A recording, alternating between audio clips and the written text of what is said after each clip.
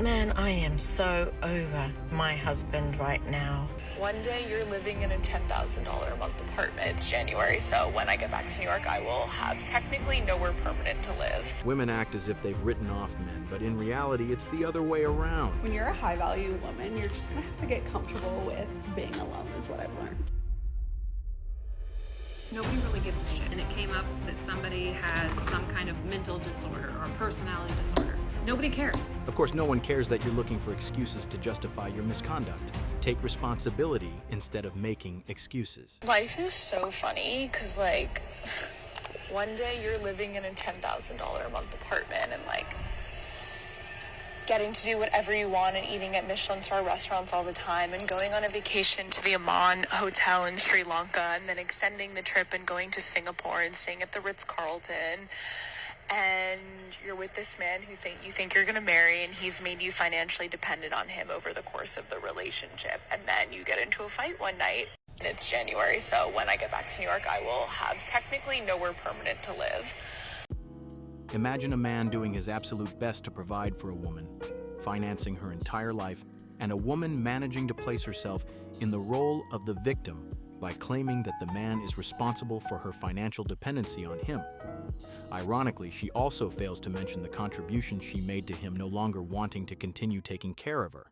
Said all the good men are taken. I totally disagree, especially since this person brought it up, rounding 40. I feel like there's a bunch of like divorced, actually my friend calls them divorced dads, but just divorced guys like in their 40s who kind of had their starter marriage and now they're single. I'm quite sure that newly divorced men who have experienced firsthand what it means to live under the same roof with a modern woman and have been disillusioned in the divorce court can hardly wait to marry the next woman like you right away.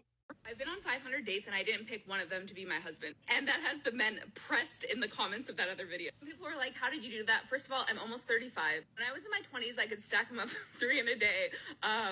Brunch, lunch, dinner. Because I was aggressively trying to find a partner because I thought that's what I wanted. Definitely had some relationships, met some nice people from it. But I haven't found anybody that's at the level of care, empathy, and respect that I am looking for in a partner that I bring to relationship.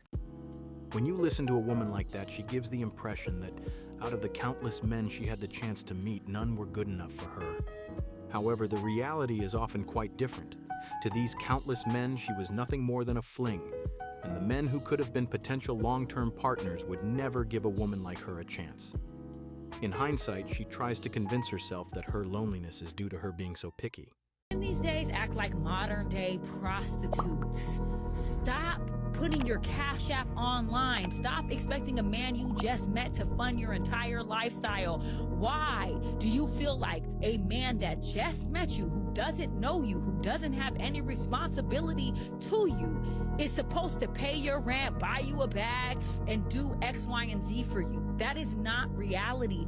Get to know someone for them. Stop using people, or I should say misusing people for money. It is so low budget to me, and I know that women think, oh, it is so fly to only want a man with money. How about you stop using men for money, stop being prostitutes, and learn how to actually meet someone that's valuable, and then you're complaining when the relationship don't work or he is cheating on you. The family court system is so fucked up that they don't care that you or your ex have a mental crisis. They don't.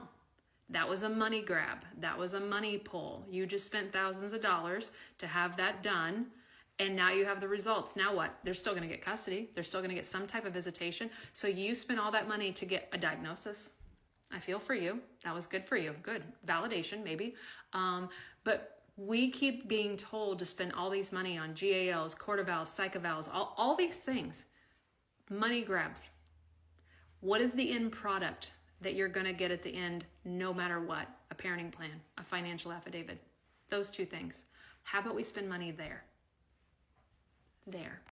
When you're a high-value woman, you're just gonna have to get comfortable with being alone, is what I've learned. The other day, this guy that I used to talk to FaceTimed me, and we're super cool now, super friendly vibes. Like, it's like that. It's not like talking vibes anymore.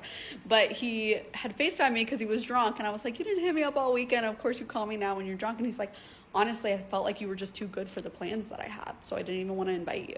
And that made me realize why I'm single most of the time. I'm a super successful businesswoman. I've had my business for 4 years. It's made multiple six figures. I have a really structured life. I'm very disciplined, and it's just very obvious I'm a high value woman who really cares about their time, who really cares about their image, and I'm super confident. And so now really realizing how much other people view me as that, because that's the way I view myself, it's so funny how people act accordingly. And it made me realize that's probably why I'm single literally most of the time. Is not a lot of men want a woman who's successful, want a woman who's ambitious. They like the idea of that, and they may say they want that, but they really don't. It's embarrassing to hear women refer to themselves as high value just because they earn a bit more money. Women like them can't imagine that men simply don't care how much money they make and that having a great career doesn't increase their sexual market value. They use the excuse of being high value to justify why men simply don't have the patience to deal with women like them who are nothing but hard to deal with. Gentlemen, did you know that avoidance is the #1 silent killer of marriages? And being an avoidant man in a relationship usually looks something like being present with your wife, but mentally or emotionally checking out, staying late at work or staying late at the office too frequently, going for dinner with your wife, but being on the phone, or talking about the tasks or the business or day-to-day activities and not actually connecting. Avoidance usually comes from a fear of intimacy for men, okay? And this is actually not your fault. Avoidance is a biological survival instinct for men. It helps you actually rebuild your hormones after a hard day's work. You just want to switch off, but it is the silent killer of marriage. It is important to ask why men emotionally check out of their relationships. It's easy to label these men as avoidant types, but perhaps it is their partner's behavior that contributes to their distant attitude. After all, men tend to emotionally withdraw when they feel misunderstood or when they sense that their concerns will be ignored no matter what. Your avoidant partner is tired. Your avoidant partner, when they tell you they do not have the energy to meet you where you are, it's because they are tired. They are tired of putting so much energy in dismissing, devaluing, disconnecting, distancing themselves from you. It's not because you are asking for too much. It's not because you are a burden. It's not because your emotions are just too big and too wild for anyone to tame. It's not because you are inherently an annoying, complicated person or woman or man. It's because you are asking for emotionality, a connection that they do not know how to form. Imagine that whenever you fail to impose your needs in a self-centered way, you come up with all sorts of reasons why your partner is flawed. Women like this actually believe it constitutes emotional abuse if a man refuses to bend to a woman's needs.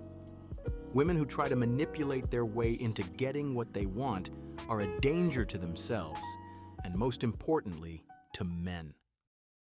Last night, I was talking to this guy, and he was like, well, what I'm really looking for is a chill girl who's just always down to have a good time, willing to grab a couple of beers, watch some football, go fishing. So I said, my dude, it sounds like you want a boyfriend. And then he blocked me.